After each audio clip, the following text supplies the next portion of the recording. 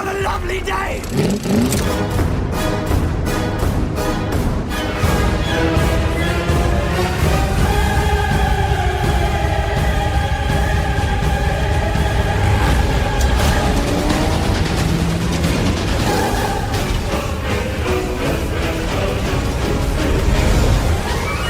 Welcome to the Mad Max Minute Podcast, the daily podcast where we break down Mad Max 1 minute at a time. I'm Rick. And I'm Julia. And today we're talking about minute 87, which begins with Max pulling back onto the road, and it ends with Max finding some skid marks from a ute that went over the side of a ridge. And once again today we are joined by Mr. Alex Robinson from the Star Wars Minute. Hello, it's me. I say, it is so good to have you back. We heard yesterday you had your 18-wheeler parked out somewhere. Did you find any weird motorcyclists underneath the tires? I found, it was weird. I just found two gigantic prosthetic eyeballs stuck to the bottom of the truck. I don't know where they came from. I'm not going to ask any questions. That might be the safe thing. Yeah. Well, you know, it's left unsolved. It's like they say, sometimes during the year, you know, those prosthetic eyeballs, they crawl up into the wheel wells. So you get in, to honk the horn a couple of times, they get out of the way, you're good to go. Yeah, that's true. I see. Well, they certainly do. Anyway, speaking of seeing, we start off this minute catching up with Max after Toe Cutter has just been completely mashed potatoed by this random 18-wheeler that came over a ridge. And Julia noticed yesterday that during this whole horrific crash, Max is really nowhere to be seen. Well, this is where we pick back up with him. And it seems that he pulled off onto the side of the road, drove past the crash, and then kind of found a space to turn around, which I will kind of call shenanigans on this one. I know that movies are magic, and, you know, sometimes entertainment is just entertainment, and we don't need to look at it all that closely, but I'm like, did a wizard do it? It feels that way. I'm curious what you find incorrect about this. Yeah. My big problem with it is that Max was following Toe Cutter so closely. He was literally right there on his back tire pretty much all the way leading up to that crash. And we get, like I said, that about 2 seconds between Toe Cutter noticing the truck cutting between Toe Cutter's eyes and the front of the truck. And then suddenly Toe Cutter is alone in the middle of the road as the truck obliterates him. I just feel like Max just kind of drops out of existence and then pops in up the road. It just seems off to me somehow in this movie about the world going to heck in a handbasket, yet somehow there still being plenty of fuel and all that other junk. I agree that it is a bit movie magic-y. I see the reason behind it. That's right at that moment, we're concerned with Toe Cutter and his fate. We don't care. Right now, we don't care so much about Max. So he finds his way to safety. Our attention is taken up by Toe Cutter in the semi. So I'm okay with that movie magic. Okay. I can appreciate that because it prioritizes focus for an audience. I think me getting bent out of shape about Max's disappearance and reappearance act is pretty much just me looking a little too closely, maybe. Like, we've been looking so close at this movie for the last almost hour and a half. And I might just be getting stuck on a setting that's a little too extreme. I don't know. Sounds like you got yourself a case of the Minute Podcaster syndrome. Whereas when you're watching it straight through, you would never notice that Max temporarily disappears. But when you're slowing things down to this, it's like physics. When you slow things down to this speed, weird things tend to happen. Mm-hmm. Yeah, I definitely never thought of the maximum speed of a KZ-1000 anytime I've ever watched this movie before. Like, those are just facts and figures that, yeah, I looked them up for yesterday's episode, but I never thought to think of them before this, for sure. Mm-hmm. So I guess he's like just drove. Do we think he drove off the road? Like, just kind of swerved around and then drove back onto the road? Yeah, that's what I think. I think he swerved.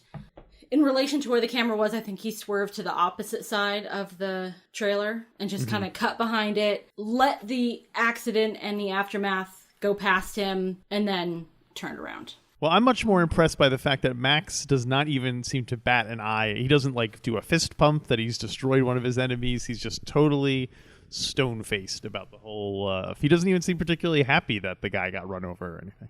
Yeah, it seems to be just a check on his list of things to do. Yeah. Like, okay, I took care of that one. Now on to the next one. You would think of all of the gang members that he has taken out in the last week or so, that Toe Cutter and tomorrow and the days afterward, Johnny the Boy, that these two at the top of his list would elicit some sort of additional response from Max, more than just his really stone-faced, don't bother me, I'm driving expression.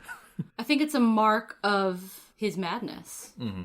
We are now dealing with Mad Max. We are no longer dealing with Max Rockatansky. This is now Mad Max that we know and love from all of these other movies. It took us this entire movie to get here, but this is him. Mm-hmm. And he doesn't care. Yeah, and I think that point is excellently illustrated by the fact that as he pulls back onto the road and starts driving back the way he came, he drives right past this poor guy in a striped shirt who's just standing out amongst all this wreckage, and it's the truck driver. This guy who just was having a normal day, going off to make a delivery or to pick up stuff, and all of a sudden, crash, bam, boom, there's parts strewn everywhere, and he's like, oh no, what am I gonna do?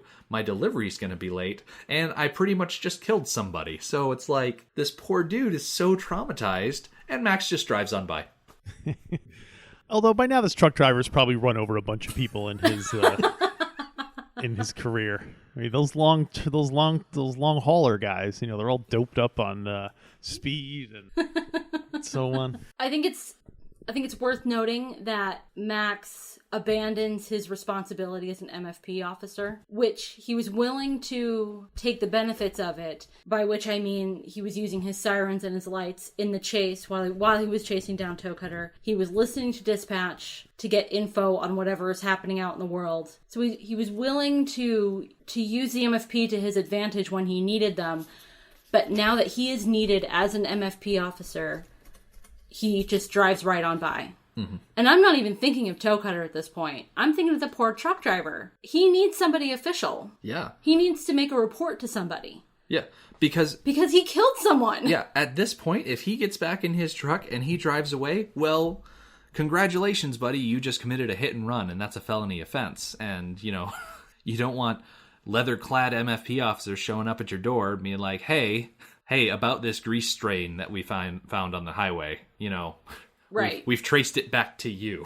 Yeah. The furred fringe from the guy's coat is caught in your grill. That seems a little suspect there. Yeah. And Max is also a witness. Yeah. He's also responsible for staying put and giving a testimony. Mm-hmm. Making a statement, if nothing else. Yeah. And it's really rough because, trucks have had CB radios for the longest time, but it's like they don't necessarily have police frequencies or frequencies that would be totally useful in the event that a crash has happened. Like, he could be sitting there for hours just calling over the CB radio trying to get someone to answer so that they then can go call emergency services to then get out to him. Like, his whole day is just ruined. Yes, it is. And He's not making that delivery I feel on time. so bad. Because somewhere there's a store and they're not going to have their truckload full of, 1970s VCRs. I don't know what truck drivers carry 40 years ago.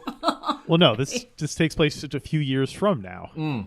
So yeah, maybe they are VCRs because those are the new hot things that came to Australia before the world went to hell. Yeah, that's it. There we go. We've solved that issue. Truly, this is his move. Leaving the scene of a crime is clearly the worst atrocity he commits in this entire movie. Yes. Yeah, my notes say that Max has gone full anti-hero at this point specifically. It wasn't when he ran the motorcycle guys off the bridge. It wasn't when he shot that one guy in the chest. It wasn't running Toe Cutter into the front of the truck. No, it's this moment where he shirks his duties as a police officer that Max truly goes mad. I think it's telling about our state of society that the breakdown, that we're more concerned about the breakdown of law and order than we are about murder. Well, I'm kind of a big fan of like paperwork and making sure everything is documented and whatnot because it's an integral part of my job. And so when people blatantly disregard their responsibility to keep track of things, I get a little miffed by that. Like, dude, you need to report this. This is important. It's like, nope, revenge. Revenge ho, as he drives off. Yep. So he drives off back into the prohibited area. Which is technically the last place he saw Johnny the Boy, the last name on his revenge list. Yes, and actually, I didn't make this connection until we talked about it off mic. I thought he was just driving. I thought he was just wandering. It didn't occur to me that he went back to the prohibited area because it was the last place he saw Johnny the Boy, and he's going after Johnny the Boy. It did not occur to me that he had, like, a purpose in mind, that he was going somewhere specific. Let's say, he's got, essentially, all of Australia to find one guy. Who knows he's probably being looked for and doesn't want to be found. I mean, Max is kind of lucky that Johnny the Boy is not the sharpest tool in the shed. Certainly not the brightest bulb on the Christmas tree, or the deepest well in the oil field. I'm saying he's not very bright, is what I'm really driving at. Yes. Yeah. Yes. Not to belabor the point. Well, we don't know how long it is between those shots. Mm-hmm. This could be like 2 years later that he finally catches up to him, and that he just happened to stumble across him. Yeah, we get kind That's of a good point. We get kind of a shimmery montage of Max driving, and it's really dark and whatnot. Yeah. I kind of interpreted that as one night, but I find it But I interesting. don't think we that have to. It could be a lot more. It could be a lot longer. I like the idea of it being longer. Mm-hmm. It kind of bothered me that he found Johnny the Boy so quick. So I like the idea of it being weeks, months, years later that he comes upon Johnny. And I mean, the next time we see Max walking around, he's moving remarkably well, considering that he had his kneecap blown off the day before. Yes. So that would lead us to it being at least weeks. Although, we have seen the remarkable and near superhuman healing ability of Australians in this movie before. Because we had Jim Goose earlier in this movie, where he comes in one day and he's got his entire leg in a cast, and then seemingly later that same week, suddenly he's just down to an ace bandage around his knee. Yeah. It's not just Hugh Jackman that heals quickly, is what we determined. That this is just a quality all Australians. shared by all of them. The Australian healthcare system. Yeah. Must be pretty dang good. Yeah. One thing that really stood out to us as we were watching this driving montage is that there's one moment where there's a quick bit of saxophone that plays as part of the soundtrack. And Julie, I don't know if you got the same sense that I did, but I feel like this was kind of a callback or a reference to the fact that Jessie, his wife, played the saxophone. Like that was her instrument. Yes, absolutely. I think I would have... I'm not great at listening to music and recognizing that it's the same piece of music as another piece of music, especially without words. But I'm pretty sure that was Jessie's theme. Mm-hmm. It wasn't just a piece of saxophone music. I'm pretty sure it was Jessie's theme, which I really liked. I think it told us a lot about Max and his state of mind, that mentally he is taking a break from this revenge mentality that he's been going at full force for a little while now. And he takes some time away from that to think of Jessie. Yeah. Plus, he's kind of like drifting off. Like he that closes concerns his eyes me. That concerns me a lot. He seems to be falling asleep at the wheel. Yes. I think he's awfully lucky that he didn't cause an accident. I was going to say, during those scenes, I couldn't help but think of the real-life Mel Gibson's trouble with traffic cops. Yeah. It's foreshadowing. I say, we were actually deprived of a deleted scene in this movie that takes place between these nighttime drives and in the morning when we picked up with the fade to the black on black driving around a corner during the daytime. So I pulled it off of the Mad Max cutscenes page from madmaxmovies.com, which has been an amazing resource for us. And so there's a little blurb before the breakdown. So it says, Max has been shot in the knee by Bubba, and after killing him, he has also pursued Toe Cutter to his death.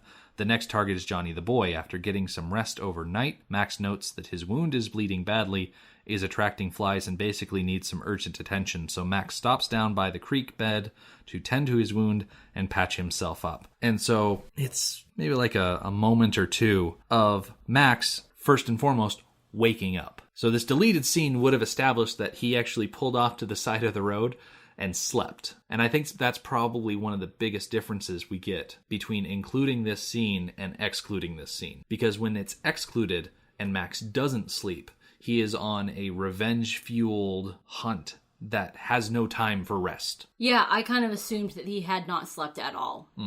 Especially with how sweaty he looks. Yes. Like, dripping with sweat. I mean, yeah, he's wearing vinyl head to toe, which is going to be warm to begin with. But, like, when he's hopped up on adrenaline hunting someone, I'm sure that's just amplified. Yeah. When we first started talking about the MFP uniform, we were trying to determine who was wearing leather and who was wearing vinyl. And it turned out that the only one actually with a leather suit was Steve Bisley's Jim Goose character, because he was the one out on the motorcycle. And everybody else, even Max, was just wearing vinyl copies, which, as we know about vinyl, it doesn't breathe. Right. It doesn't do anything. It doesn't move. It's just uncomfortable. Yeah. So I think that definitely adds to the madness that Max is undergoing, the fact that he's stuck in this stifling and very uncomfortable outfit. It keeps him motivated. Yeah. So in this deleted scene, as I said, Max takes time to rest, and then in the morning he kind of notes that the wound where his kneecap has been blown off is starting to look bad. Like I said, there's flies, there's gross stuff, and so he takes time to actually go find a spot, clean it up, patch it up, and make sure that the wound is properly dressed before he continues his hunt.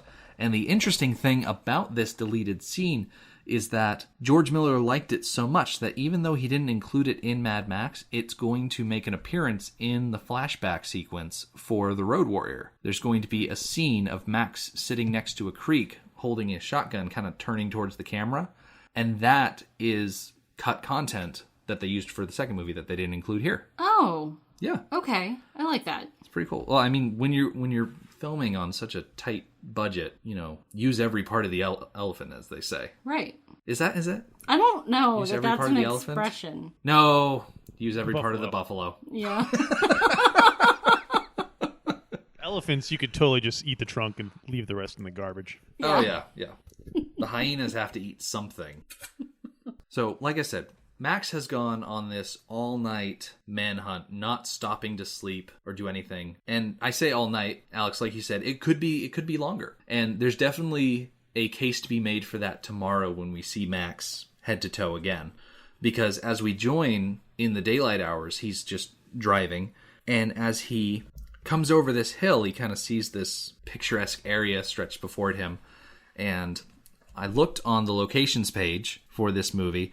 This area is Gellies Road in Sunbury in Victoria, and the bridge is called Emu Creek Bridge, which is just so delightfully Australian, being named after an emu and whatnot. But it's noted in the cast commentary that this area that they're filming at is rather far removed from the other areas they've filmed at so far in the movie. Just geographically alone, it's so unique compared to the other vistas that we've seen. And I, for one, I like the topography of it, the way it's got these rolling hills that kind of cut up the scene and add these little interesting angles that we get to look at. Yeah, like the landscape adds tension because he is forced to slow down. He's driving quite slow, like creeping down this hill. Maybe more so because he so recently has experienced a semi coming out of nowhere. So he doesn't want to experience that again. Yeah. So he's taking his time. He's looking around, driving cautiously down this hill. And there's no visibility at all. But the one thing he does see is that there are a pair of skid marks that go off the road and through what I think is a conveniently precise hole in the guardrail. It seems that they just kind of cut a little bit of slice and then bent it and whatnot. It just seems a little too perfect of a spot where a vehicle has gone off the road. And I find it interesting.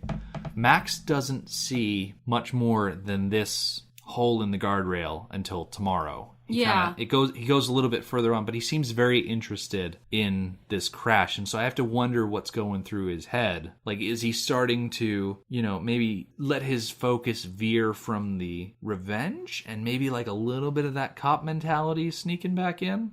I like that idea that once he's a little bit removed from his revenge plot, that he kind of goes a little bit back to default. Because I know personally, I go back to default whenever I'm emotional in some way, upset or angry, or when I'm removed from the situation, I just go back to default. I go back to normal. So his normal is being concerned is being concerned about other people and, is this something that I should look at? Yeah. I don't know. I would like to think that a part of him is still Max, the MFP officer, but You think there's still some good in him? Yeah. Yes, He's right. still redeemable. He just... I don't know. Well, see, the trouble with Max is that there's no one to redeem him. Right. Oh, no, his son is gone. Yeah.